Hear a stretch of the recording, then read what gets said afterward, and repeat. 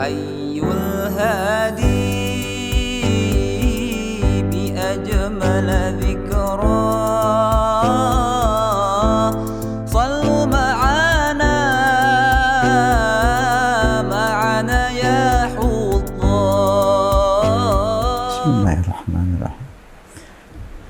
Penggunaan media sosial belakangan ini semakin bertambah intensif, terutama di kalangan pemuda dan remaja, lebih-lebih lagi di kalangan anak-anak.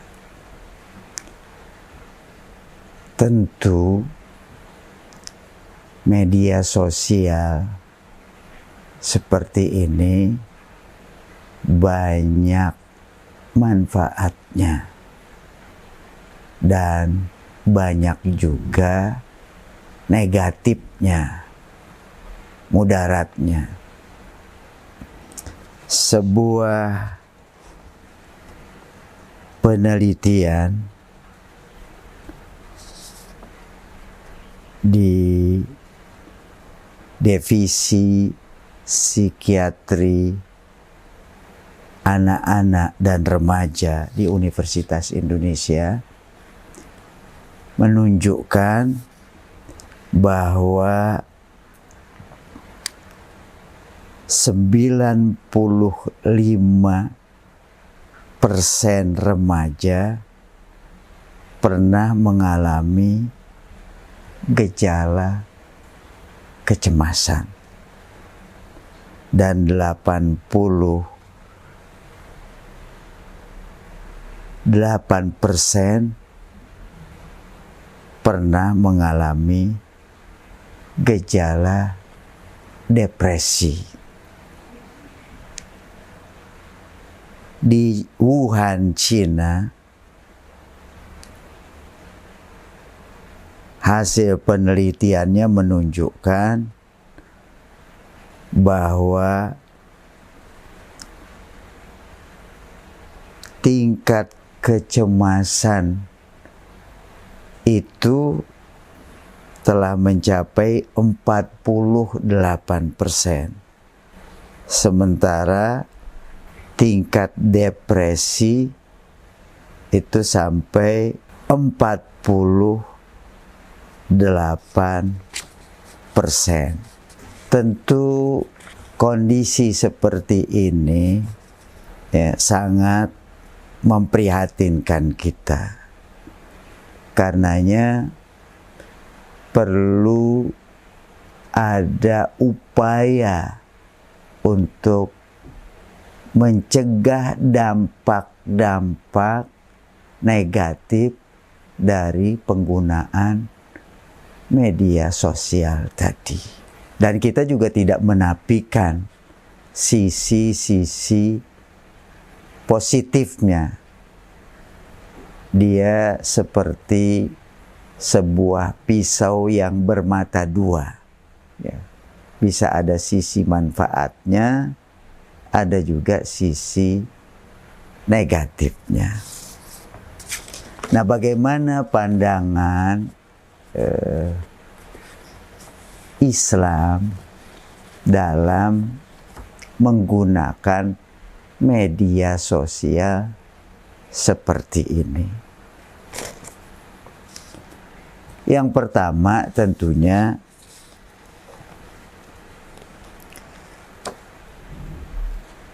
penggunaannya hendaknya dalam batas-batas kewajaran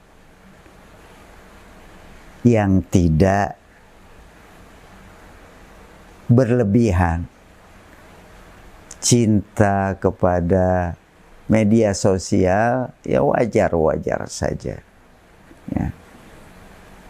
Sebab ketika kecintaan berlebih-lebihan itu bisa membuat orang tidak selektif Ada pepatah Arab mengatakan, hubbuka li syai'i yu'mi wa yusim. Cintamu terhadap sesuatu itu bisa membuat buta dan tuli. Jadi ketika seseorang mencintai sesuatu, ya, dia tidak lihat lagi apakah yang dicintainya itu ya, bagus atau buruk. Dia tidak peka lagi terhadap peringatan orang lain, apakah positif ataukah negatif. Penggunaan yang wajar-wajar saja, itu yang pertama. Yang kedua, hendaknya ketika menggunakan media sosial itu kita memilih yang sifatnya positif, bermanfaat. Sementara yang tidak positif atau yang negatif hendaknya bisa dihindari. Tayangan-tayangan ya, yang tidak bermanfaat itu jangan kemudian dilihat dan didengar. Sebaliknya yang banyak manfaatnya itulah yang diambil. Ada satu tuntunan, apa saja yang baik yang diberikan kepada kamu, maka ambillah. Dan apa saja yang buruk yang dilarang kepada kamu, maka tinggalkanlah. Yang berikutnya adalah kita harus menghindari terjebak kepada suka bersuuzon, berburuk sangka kepada orang lain lewat media sosial. Kita juga harus hindari menceritakan atau men-share keburukan-keburukan orang lain. Sebab setiap orang tidak suka keburukannya itu diketahui oleh orang lain. Nah, itulah yang disebut ghibah, menceritakan atau men-share keburukan-keburukan orang lain. Nah, itu bagaikan sampah yang tidak memberikan manfaat sedikit pun, tapi akan memberikan mudarat atau keburukan yang banyak.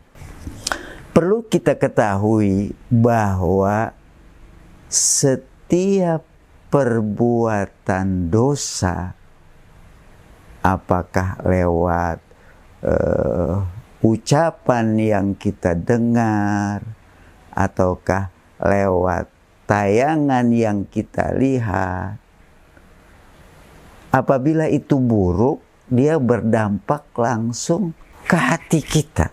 Setiap perbuatan dosa itu akan mengotori hati. Tapi ketika seseorang melakukannya, lalu dia hentikan, dia memohon maaf kepada Allah, dia beristighfar, meminta agar kesalahannya diampuni, maka kotoran di hatinya itu akan bersih kembali.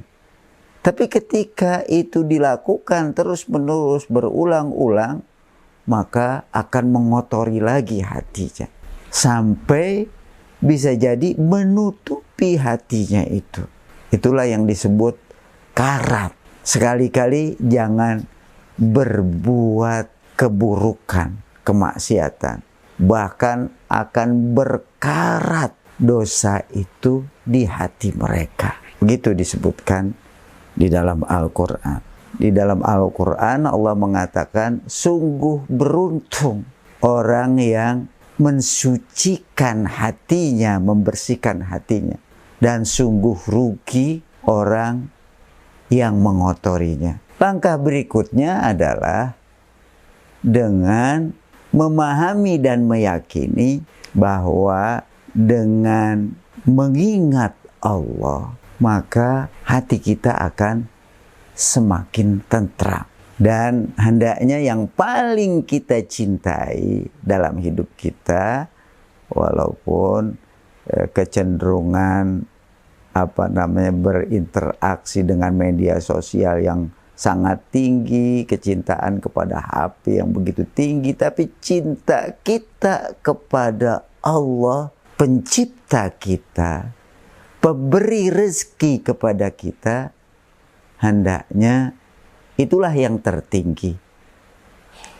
Walladzina amanu asyaddu hubban lillah. Orang-orang yang beriman itu adalah orang yang paling cinta kepada Allah. Dia cinta kepada media sosialnya, dia cinta kepada keluarganya, dia cinta kepada hartanya, dia cinta kepada uangnya, dia cinta kepada kekasihnya. Tapi kecintaan kepada Allah, Allah yang menciptakan dirinya, Allah yang memberikan segala kepadanya, hendaknya yang tertinggi. Walladzina amanu asyaddu hubban lillah. Dan orang-orang yang beriman adalah orang yang paling cinta kepada Allah. Nah, berikutnya adalah bagaimana kita menjadikan hati kita lebih tentram lagi, lebih tenang lagi, sehingga tidak gelisah, tidak depresi, tidak punya kecenderungan menyendiri, tidak bersosial. Disebutkan caranya dengan kita meningkatkan keimanan kita. Kita meningkatkan zikir dan ingat kita kepada Allah. Kita meningkatkan ibadah kita kepadanya. Ada disebutkan di dalam Al-Quran, alladzina amanu wa tatma'innu qulubuhum bizikrillah, ala bizikrillahi tatma'innul qulub. Orang-orang yang beriman dan hatinya tentram, berzikir mengingat Allah. Ini perlu kita garis bawahi. Hatinya tentram dengan berzikir mengingat Allah. Ala bizikrillahi tatmainnul qulub. Ketahuilah dengan berzikir mengingat Allah, maka hati menjadi tentram. Hati tidak gelisah, tidak depresi, hati menjadi tentram. Karenanya juga ya diajarkan ya oleh Rasulullah kepada kita untuk selalu berdoa, meminta. Seraya beliau katakan, Allahumma ati nafsi taqwaha. Ya Allah, berikanlah ke dalam jiwaku ketakwaannya, kepatuhannya. Wa zakkiha. Ya Allah, bersihkanlah jiwaku, hatiku. Anta khairu man zakkaha, anta waliyuha wa maulaha. Engkaulah pemilik hati ini, engkaulah pembimbingnya. Semoga hati kita selalu dalam bimbingan Allah dan pemeliharaan Allah Subhanahu wa ta'ala. Assalamualaikum warahmatullahi wabarakatuh. Hayyul Hadi أجمل ذكرى صلوا